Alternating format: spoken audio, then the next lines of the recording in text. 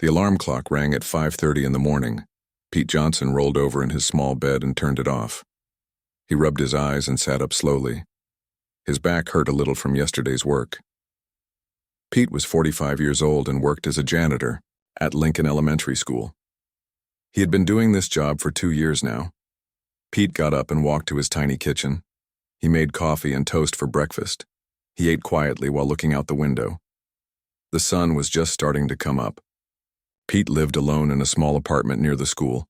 He liked living close to work because he did not have a car. He walked to work every day. After breakfast, Pete got dressed in his blue work clothes. He put on his name tag that said Pete Johnson, custodian. He grabbed his keys and water bottle. Then he walked out of his apartment and started walking to school. The morning air was cool and fresh. Pete enjoyed these quiet walks before the busy day started. At the same time, across town, Lisa Martinez was getting ready for work too. She was 28 years old and taught 4th grade at Lincoln Elementary School. Lisa had been teaching there for 3 years. She loved her job and cared deeply about her students. Lisa lived in a nice house with her husband Carlos. They had been married for 2 years. Carlos worked at a bank downtown. Lisa got up early every morning to prepare for her classes. She always wanted to make sure her lessons were perfect for her students. Lisa made herself a cup of tea and sat at her kitchen table. She looked over her lesson plans for the day. Today, she would teach her students about butterflies. She had prepared colorful pictures and fun activities. Lisa always tried to make learning exciting for her kids. After finishing her tea, Lisa got dressed in a blue dress and comfortable shoes. She packed her bag with papers to grade and supplies for EUA class. She kissed Carlos goodbye and drove to school in her small red car. Lisa always arrived at school early. She liked to have time to set up her classroom before the students came. Pete arrived at Lincoln Elementary at 6:45 in the morning. The school was quiet and empty. He used his keys to unlock the main door. Pete always felt peaceful during these early morning hours. The school belonged to him for a little while before everyone else arrived. Pete went to the supply closet and got his cleaning cart. It had everything he needed for the day: mops, brooms, cleaning sprays, and trash bags. He started his work in the main hallway. Pete swept the floors and wiped down the walls. He emptied all the trash cans and replaced the bags. While Pete worked, he thought about his life. He had not always been a janitor.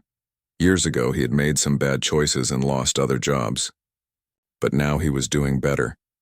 He had been sober for 3 years. This job at the school was important to him. It gave him purpose and helped him feel useful again. Pete had grown up in foster care after being adopted as a baby. His adoptive parents, the Johnsons, had been kind people. They gave him their last name and raised him as their own son. But Pete always wondered about his birth parents. Who were they? Why did they give him away? These questions had bothered him his whole life. Lisa arrived at school at 7:15. She parked her car and walked toward the building. She saw Pete through the window, mopping the hallway floor. Lisa always said hello to Pete when she saw him. She thought he seemed like a nice man, but he was very quiet. Pete never said much back to her. Just a quick nod or a quiet good morning. Lisa used her key to enter through the side door. She walked down the hallway where Pete was working. "Good morning, Pete," she said with a smile. Pete looked up from his mop. For just a moment, their eyes met. "Morning, Miss Martinez," he replied softly. Then he went back to his work. Something felt strange to Pete in that moment. When Lisa smiled at him, he felt a weird feeling in his chest. It was like he knew her from somewhere. But that was impossible. Pete had never met Lisa before he started working at the school. He shook his head and kept mopping. Lisa walked to her classroom and turned on the lights. She loved her classroom. The walls were covered with her students' artwork and educational posters. She had a reading corner with soft pillows and lots of books. Her desk was neat and organized. Lisa felt happy every time she walked into this room. Lisa started preparing for the day. She wrote the date on the whiteboard and set out materials for the butterfly lesson. She arranged the desks so students could work in small groups. Everything had to be just right. Down the hall, Pete continued his morning routine. He cleaned the bathrooms and restocked the soap and paper towels. He swept the cafeteria and set up chairs for lunch. Pete worked steadily and quietly. He took pride in keeping the school clean for the children and teachers. As Pete worked near Lisa's classroom, he found himself glancing through her open door.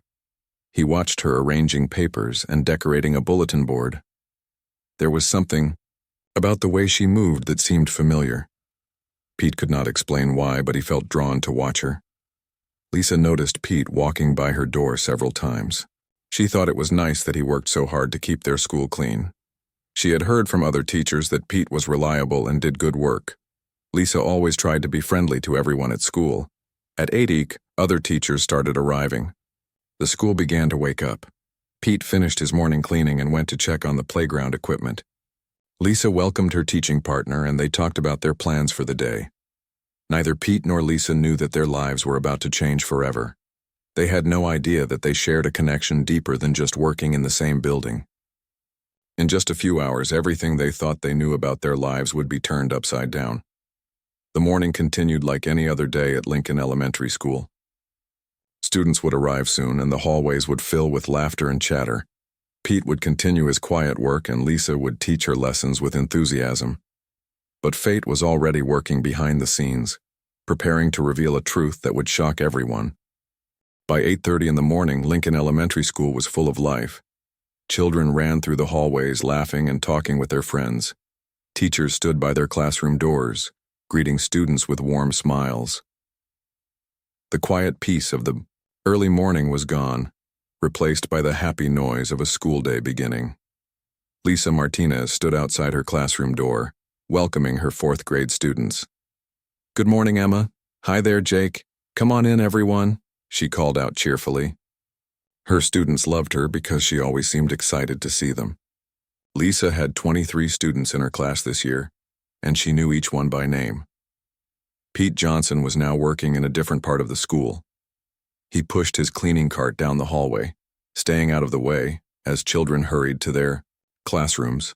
Some kids waved at him as they passed. Pete always waved back with a small smile. He liked seeing the children happy and excited about learning. The morning classes went by quickly. Lisa taught her butterfly lesson just as she had planned. Her students were fascinated by the pictures she showed them. They learned about how caterpillars turn into butterflies. The children asked lots of questions, and Lisa answered each one, patiently. Pete spent the morning fixing a broken water fountain and replacing light bulbs that had burned out. He also helped deliver boxes of supplies to different classrooms. Pete enjoyed being helpful, even though he did not talk much to the teachers and staff. At 11:45, the lunch bell rang.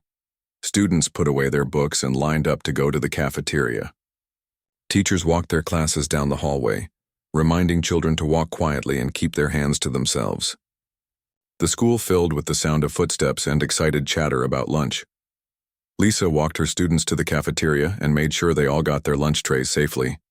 Then she headed to the teacher's lounge to eat her own lunch. Lisa had packed a sandwich and an apple from home. She looked forward to these few minutes of quiet time during the busy school day. The teacher's lounge was a small room with a table, some chairs, a microwave, and a refrigerator. It was the only place in the school where teachers could relax and talk to each other away from their students. Lisa often ate lunch here with the other fourth-grade teachers. Today, Lisa was alone in the lounge. She sat down at the table and unwrapped her sandwich. She was thinking about her afternoon lessons when she heard the door open. It was Pete carrying his supplies to clean the room. "Oh, I'm sorry," Pete said quietly. "I can come back later if you're eating." "It's okay," Lisa replied with a smile. "You can clean while I eat." "I don't mind." Pete nodded and began emptying the trash can. He worked quietly, trying not to disturb Lisa's lunch. But he kept glancing at her when he thought she was not looking. That strange feeling from the morning was getting stronger. Something about this woman seemed so familiar to him. Lisa got up to warm her coffee in the microwave. As she waited for it to heat up, she watched Pete wipe down the table and chairs. She noticed that he worked very carefully and took pride in his job. Lisa had always believed in treating everyone with respect, no matter what job they did.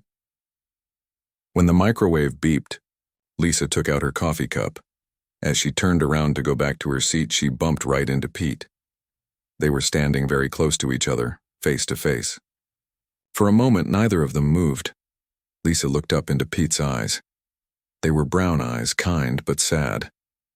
There was something about his face that made her feel strange inside. She had never really looked at him this closely before.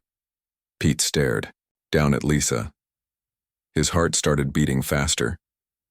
This close-up, he could see her face clearly. She had dark hair and brown eyes too. Her smile was gentle and warm. But there was something else. Something that made his hands shake a little. "I'm sorry," Lisa said, stepping back. "I didn't see you there." Pete cleared his throat. He felt nervous, but he did not know why. "No problem," he said. But he did not move away. He kept looking at Lisa's face. There was silence for a moment. Lisa felt confused by the way Pete was staring at her. It was not rude or scary. It was more like he was trying to remember something important. Finally, Pete spoke. His voice was quiet and shaky. "Can I ask you something?" Lisa nodded. "Of course." Pete took a deep breath. He did not know why he was asking this question, but something inside him needed to know. "What's your last name? I mean, what was your name before you got married?" Lisa looked surprised by the question. "Martinez is my married name. Before that, it was Johnson. But actually, that wasn't my real last name either. My stepfather adopted me when I was 5 years old, so I took his name. Before that, my name was Lisa Williams." Pete's face went very pale. He grabbed the back of a chair to steady himself. His cleaning supplies clattered to the floor, but he did not notice. "Lisa Williams," he repeated slowly. "You were Lisa Williams." "Yes," Lisa said, now feeling worried. "Are you okay? You look sick." Pete's mind was racing. He had been looking for a woman named Lisa Williams for years. It was the name on his adoption papers, his birth mother's name, but it could not be possible. Could it? Pete reached into his back pocket and pulled out his wallet. His hands were shaking as he opened it. Inside was a folded piece of paper that he always carried with him. It was a copy of his adoption record. At the top it said, "Birth mother, Lisa Williams, age 17. Lisa watched Pete unfold the paper. She could see that his hands were trembling. "Pete, what's wrong?" she asked. Pete looked up at her. His eyes were filled with tears. "How old are you?" he asked. "I'm 28, Lisa answered, confused by all these strange questions. Pete did some quick math in his head. If Lisa was 28 now, she would have been 17 28 years ago. The same age as his birth mother when he was born. "When's your birthday?" Pete asked, his voice barely a whisper. "March 15th, Lisa replied. Pete's heart stopped. On his adoption papers, his birth mother's birthday was listed as March 15th. It was the same date. Pete stood up straight and looked directly into Lisa's eyes. The words came out of his mouth before he could stop them. "You're my mother," he said. "You're Lisa Williams. You're my birth mother." Lisa stared at him in complete shock. The coffee cup slipped from her hands and crashed to the floor, breaking into pieces. Coffee splashed everywhere, but neither of them noticed. "What did you say?" Lisa whispered. 28 years ago, you gave birth to a baby boy. You gave him up for adoption. That baby was me," Pete said, tears now rolling down his face. "I've been looking for you my whole life. And you've been here in this school this whole time." Lisa sank into a chair. Her whole body was shaking. She stared at Pete's face, really looking at him for the first time. Slowly, she began to see it. The shape of his eyes. The way he smiled. Features that reminded her of herself. And of someone else from long ago. "Oh my God," she whispered. "Oh my God, it's really you." Lisa sat in the chair, staring at Pete with wide eyes. Her mind was spinning. She could not believe what she had just heard. This man, this janitor who had been working at her school for 2 years, was claiming to be her son. The baby she had given birth to 28 years ago. Pete knelt down beside her chair. Tears were streaming down his face. "I know this is hard to believe," he said softly. "But I have proof. I have my adoption papers. I have been searching for you for so long." Lisa's hands were shaking. She looked at Pete's face more carefully now. She tried to see past the beard and the lines around his eyes. She tried to imagine what he might have looked like as a baby, as a little boy. The memories from 28 years ago were painful, but they started coming back to her. "Tell me about your adoption," Lisa whispered. "Tell me what you know." Pete sat down in the chair next to her. He wiped his eyes with his sleeve. "I was born on June 20th, 1997. My birth mother was 17 years old. Her name was Lisa Williams. She was from a small town in Ohio. The adoption was closed, which means she was not supposed to have any contact with me after I was born." Lisa gasped. Every detail Pete mentioned was exactly right. She remembered that terrible day in June when she gave birth. She was just a scared teenager who had no idea how to take care of a baby. Her own mother had died when she was young, and her father had left them. She was living with her aunt, who was very strict and religious. "The family that adopted me was the Johnsons," Pete continued. "They were good people. They gave me their last name and raised me as their own son, but they always told me I was adopted. They said my birth mother was very young and could not take care of me. They said she loved me enough to give me to a family who could." Lisa started crying. She had wondered about her baby every single day for 28 years. She had imagined what he looked like, what he was doing, whether he was happy. She had hoped that someone was loving him and taking care of him the way she could not. "I tried to find you when I turned 18, Pete said, "but all the records were sealed. I could not get any information.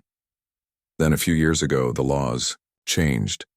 I was finally able to get a copy of my adoption papers. That's when I learned your name and your birthday."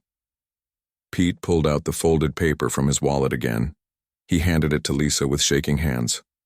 "Look at this. This is the paper that has been with me for 3 years now." Lisa took the paper and unfolded it carefully. At the top, she saw her own name written in black ink, Lisa Williams. Date of birth, March 15th, 1996. She saw the date her baby was born. She saw the name of the hospital where she had given birth. Everything was exactly as she remembered. "I can't believe this is real," Lisa whispered. "I can't believe you found me." "I moved to this town 6 months ago," Pete explained. "I knew, from the adoption papers, that you were from around here. I got the job at this school because I needed work, but also because I thought maybe someone here might know you. I never imagined that you would be working here too." Lisa looked up at Pete. "What was your life like? Were you happy? Did the Johnsons treat you well?" Pete nodded. "They were wonderful parents. They loved me very much. Mr. Johnson taught me how to play baseball. Mrs. Johnson helped me with my homework every night. They never made me feel different because I was adopted." "That makes me so happy," Lisa said, still crying. "I worried about you every day. I wondered if you were safe and loved. But I had problems when I got older," Pete admitted. "I started drinking when I was a teenager.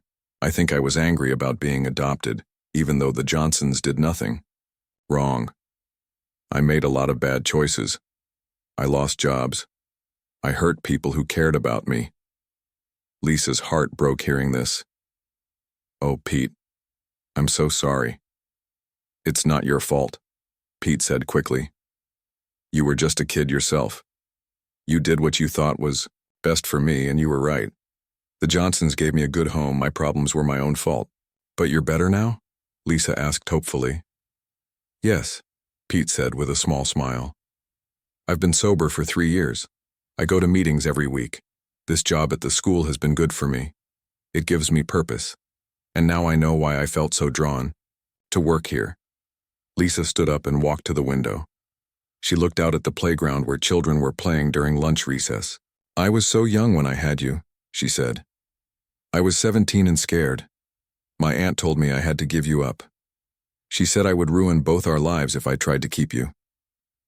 What happened to your aunt? Pete asked.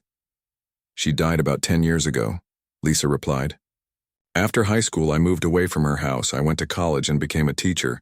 I met my husband Carlos 5 years ago. We got married 2 years ago. Does he know about me? Pete asked. Lisa shook her head. No, I never told him. I never told anyone.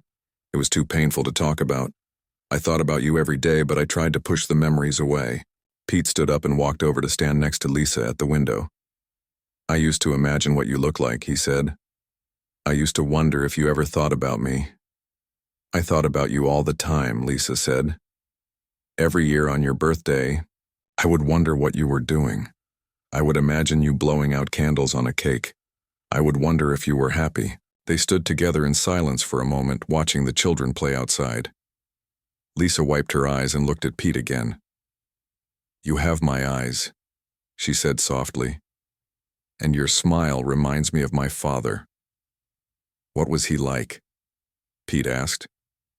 He left when I was 8, Lisa said sadly. But before that he was funny and kind. He used to tell me stories before bed. You have the same gentle way about you. Pete felt a warm feeling in his chest. All his life he had wondered who he looked like and where his personality came from. Now he was starting to get answers. What happens now? Pete asked. I don't want to ruin your life. I just wanted to find you and know that you were okay. Lisa turned to face him. You're not ruining my life. You're giving me back a piece of my heart that has been missing for 28 years. I don't know what happens next, but I want to get to know you. I want to learn about the man my baby became. Just then, the lunch bell rang. Students would be returning to their classrooms soon. Lisa and Pete looked at each other, realizing their time alone was ending. We need to talk more, Lisa said. But not here, not at school. I understand, Pete said. Maybe we could meet somewhere after work? Lisa nodded. Yes. Let's meet at the coffee shop on Main Street at 4 o'clock. We have 28 years to catch up on. As they heard footsteps in the hallway, Lisa quickly picked up the broken pieces of her coffee cup. Pete grabbed his cleaning supplies. They both tried to look normal, but inside, everything had changed forever. The rest of the school day felt like it lasted forever for both Lisa and Pete. Lisa tried her best to teach her afternoon classes, but her mind kept wandering. She kept thinking about the baby she had given birth to 28 years ago and how he had grown up to be the quiet janitor who cleaned her school. Her students noticed that their teacher seemed different. Mrs. Martinez, are you feeling okay? Asked Emma, one of her brightest students. You seem sad today. Lisa forced a smile. I'm fine, sweetie. Just thinking about some grown-up things. Let's focus on our math lesson. But Lisa's hands were still shaking as she wrote numbers on the whiteboard. She made mistakes that she normally never made. The children looked at each other with confused faces. Their teacher was always so careful and organized.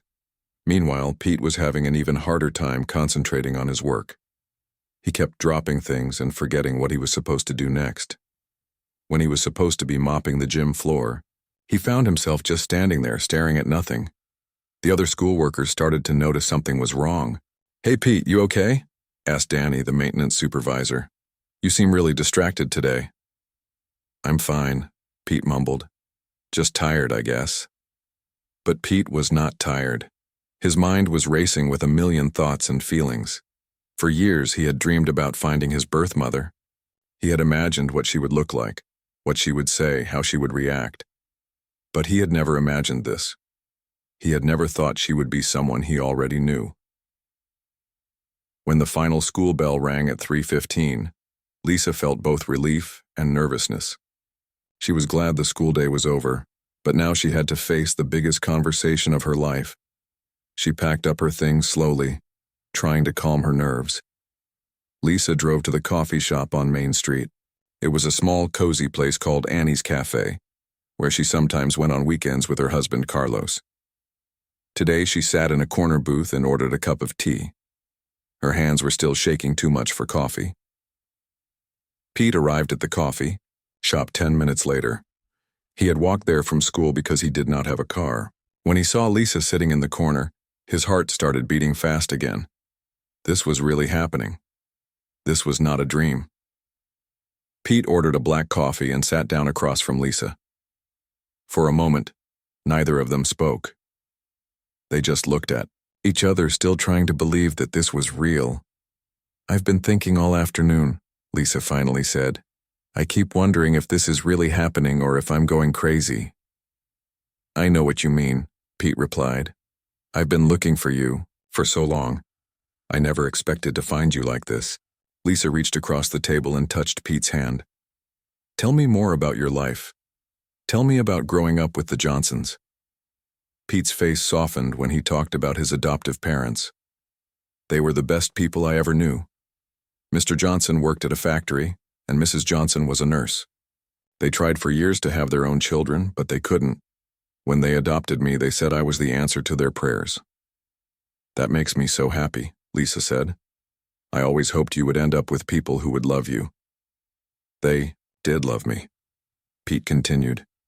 "They came to every baseball game I played. They helped me with school projects. When I graduated from high school, they threw me a big party. They were proud of me." "What happened to them?" Lisa asked gently. Pete's eyes grew sad. "Mrs. Johnson died from cancer when I was 23. Mr. Johnson died 2 years later. I think he just missed her too much.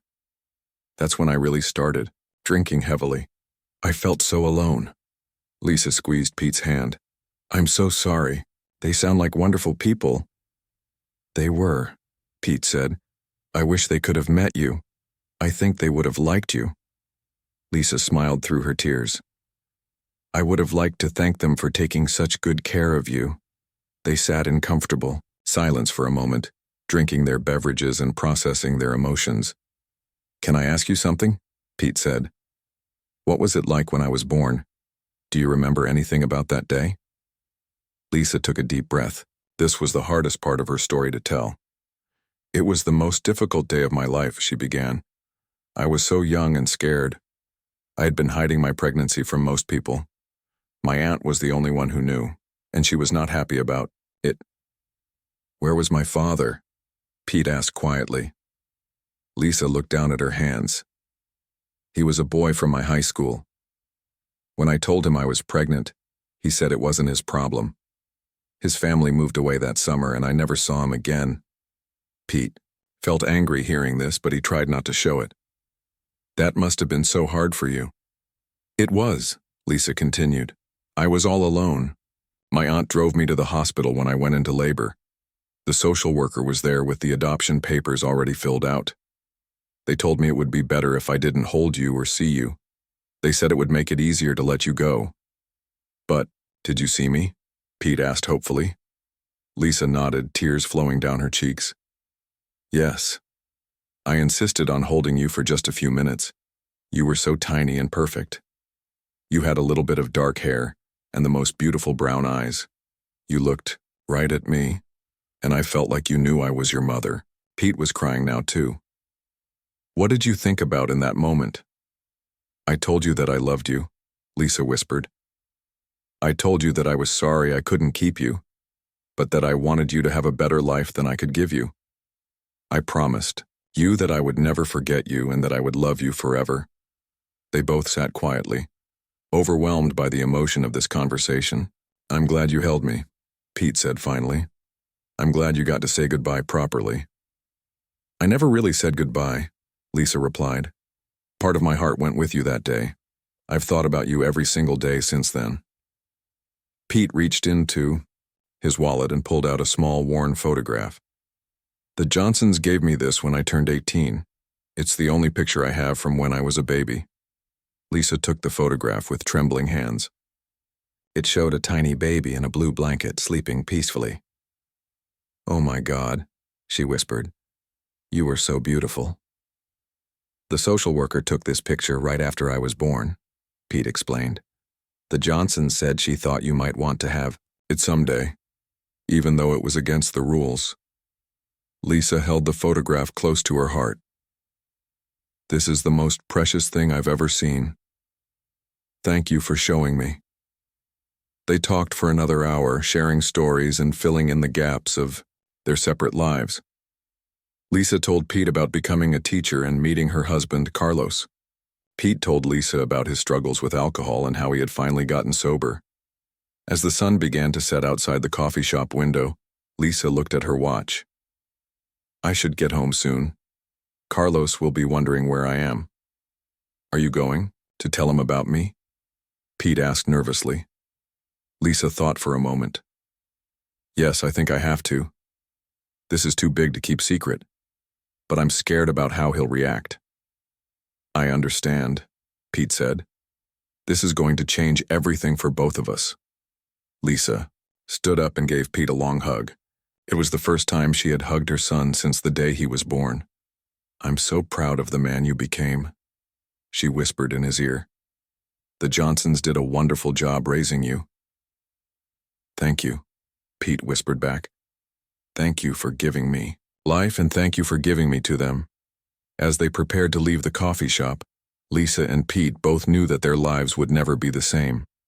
They had found each other after 28 years, but now they had to figure out how to move forward together. Lisa drove home slowly that evening. Her mind was full of everything that had happened. She had found her son after 28 years. The baby she had given birth to as a scared teenager was now a grown man working at her own school. She did not know how to process all these feelings. When Lisa pulled into her driveway, she saw Carlos's car was already there. He was home from work. Lisa sat in her car for a few extra minutes, trying to figure out how to tell her husband about Pete. Carlos knew nothing about her past. She had never told him about the baby she gave up for adoption. Lisa walked into the house and found Carlos in the kitchen making dinner. He was a kind man with a warm smile. He worked at the bank downtown and always tried to make Lisa happy. When he saw her face, he immediately knew something was wrong. "Lisa, what's the matter?" Carlos asked, dropping his cooking spoon. "You look like you've seen a ghost." Lisa sat down at the kitchen table. Her hands were shaking again. "Carlos, I need to tell you something very important. Something I should have told you a long time ago." Carlos turned off the stove and sat down next to his wife. "What is it? You're scaring me." Lisa took a deep breath. "When I was 17, before I met you, I had a baby. I gave him up for adoption." Carlos stared at her with wide eyes. He had never expected to hear anything like this. "You had a baby?" "Yes," Lisa said, tears starting to flow. "I was just a teenager. I was scared and alone. My aunt made me give him up. I never told you because it was too painful to talk about." Carlos reached over and took Lisa's hand. "Why are you telling me now?" "Because I found him today," Lisa said. "My son. He's been working at my school for 2 years as a janitor. We just figured out who each other are." Carlos was quiet for a long moment. He was trying to understand what his wife was telling him. "The janitor at your school is your son?" Lisa nodded. "His name is Pete Johnson. He's 28 years old. He's been looking for me for years, and I've been looking for him too, in my heart. We both work at the same school and never knew it until today." Carlos stood up and walked to the window. Lisa could tell he was upset. She was afraid he might be angry with her for keeping this secret. "Carlos, please say something," Lisa said quietly. Carlos turned around to face her. "I'm not angry about the baby," he said. "I understand that you were young and scared, but I'm hurt that you never told me. We're married. We're supposed to share everything with each other." "I know," Lisa said. "I was wrong to keep it secret. I was just so ashamed I thought you might think less of me." "I could never think less of you," Carlos said, sitting back down. "But this is big news, Lisa. This changes everything." "I know it does," Lisa agreed. "Pete is a good man. He had some problems in the past, but he's been sober for 3 years. He's quiet and hard-working. I think you would like him." Carlos was quiet again. Lisa could see he was thinking hard about everything she had told him. "Do you want to have a relationship with him?" Carlos asked finally. "Yes," Lisa said without hesitation. "I've missed him every day for 28 years. I want to get to know the man my baby became. Carlos nodded slowly. Then I support you. If he's important to you, he's important to me too. Lisa felt relief wash over her. She had been so worried that Carlos would be angry or jealous. Thank you, she said. Thank you for understanding. Meanwhile, across town, Pete was having his own difficult conversation. He had called his best friend Mike, who had been helping him stay sober for the past 3 years. Mike came over to Pete's apartment right away when he heard how upset Pete sounded on the phone. You found your birth mother? Mike asked in amazement. And she works at your school? I know it sounds crazy, Pete said, but it's true. Her name is Lisa Martinez now, but she used to be Lisa Williams. She's one of the teachers. Mike shook his head in disbelief. After all these years of searching, she was right there the whole time. I feel so many emotions right now, Pete said. I'm happy, but I'm also scared. What if she decides she doesn't want me in her life? What if her husband doesn't like me? Did she seem happy to see you? Mike asked. Yes, Pete said. She cried and hugged me. She said she's thought about me every day since I was born. Then, stop worrying, Mike said. This is a good thing, Pete. You've been looking for her your whole life. Now you found her. The next day at school, everyone could tell that something had changed between Lisa and Pete. They nodded at each other in the hallways. Lisa smiled more when she saw Pete working.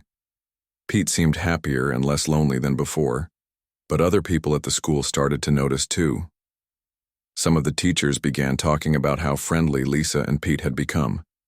A few people thought it was strange that a teacher was being so nice to the janitor. Principal Mary Clark was a wise woman who had been running Lincoln Elementary for 15 years. She noticed the change in both Lisa and Pete. She also heard some of the gossip from other staff members. Finally, she decided to talk to Lisa privately. Lisa, can I see you in my office after school? Principal Clark asked one afternoon. Lisa's heart sank. She was afraid someone had figured out the truth about her and Pete. Of course, Mrs. Clark. That afternoon, Lisa sat nervously in the principal's office. Mrs. Clark closed the door and sat down across from her. Lisa, I've noticed that you and Pete seem to have become friends recently, Mrs. Clark said kindly. Some of the other teachers have mentioned it too. Is everything okay? Lisa knew she had to tell the truth. She could not lie to her principal. Mrs. Clark, I need to tell you something very personal. Pete is my son. I gave him up for adoption 28 years ago, and we just found each other a few days ago. Principal Clark's mouth fell open. She had not expected to hear anything like this. Your son? The janitor is your son? Yes, Lisa said. We both had no idea when he started working here. It was just a coincidence. We only figured it out a few days ago. Mrs. Clark leaned back in her chair. This is quite a situation, Lisa. How are you both handling it? We're taking it slowly, Lisa explained. We're trying to get to know each other. Pete is a good man. He's had some struggles, but he's working hard to improve his life. I can see that, Mrs. Clark said. Pete is one of our best employees. He's reliable and hardworking. But I'm concerned about how this might affect the school environment. What do you mean? Lisa asked worriedly. Some people might think it's inappropriate for a teacher to have a personal relationship with a staff member, Mrs. Clark explained. Even though you're family, it could cause problems. Lisa felt panic rising in her chest. Are you going to fire one of us? No, Mrs. Clark said quickly. I'm not going to fire anyone, but I think we need to be careful about how we handle this situation. After thinking for a moment, Mrs. Clark smiled. Actually, I think this is a beautiful story. You two finding each other after all these years is like a miracle. But we need to make sure the other staff members understand the situation so there's no gossip or confusion. What do you suggest? Lisa asked. I think you and Pete should tell your story to the staff, Mrs. Clark said. If people understand what really happened, they'll be supportive instead of suspicious. Lisa felt relieved. Do you think Pete would be comfortable with that? Let's ask him, Mrs. Clark said. The next week, during the monthly staff meeting, Lisa and Pete stood together in front of all the teachers and workers at Lincoln Elementary School. Lisa's hands were shaking, but Pete squeezed her arm to give her courage. "We want to share something personal with all of you," Lisa began. "Pete and I recently discovered that we're family. 28 years ago, when I was just 17, I gave birth to a baby boy and placed him for adoption. That baby grew up to be Pete." The room was completely silent. Everyone stared at Lisa and Pete in amazement. "We had no idea when Pete started working here," Pete added. "It was just fate that brought us to the same place. We're both grateful to have found each other, and we hope you'll support us as we build our relationship." After a moment of silence, the room erupted in applause. Many of the teachers had tears in their eyes. Everyone was amazed by the incredible coincidence. From that day forward, the staff at Lincoln Elementary embraced Lisa and Pete's story. They were supportive and understanding. Some teachers even said it was the most beautiful thing they had ever heard. 6 months later, Lisa and Pete had built a strong relationship. They had lunch together every day and talked on the phone in the evenings. Carlos had met Pete and liked him very much. Pete had started taking classes at the community college with Lisa's encouragement. The local newspaper heard about their story and wrote an article about them. Soon their story was being shared all over the internet. People from around the world sent them messages of support and shared their own adoption stories. Lisa and Pete became spokespeople for adoption reunion organizations. They spoke at conferences and helped other birth parents and adoptees find each other. Their story gave hope to thousands of families. Pete never forgot the Johnsons, his adoptive parents who had raised him with love. He visited their graves regularly and told them about finding Lisa. He knew they would be happy that he had found peace. Lisa never forgot how blessed she was to have found her son again. Every morning when she saw Pete at school, she smiled and remembered the scared 17-year-old girl she used to be.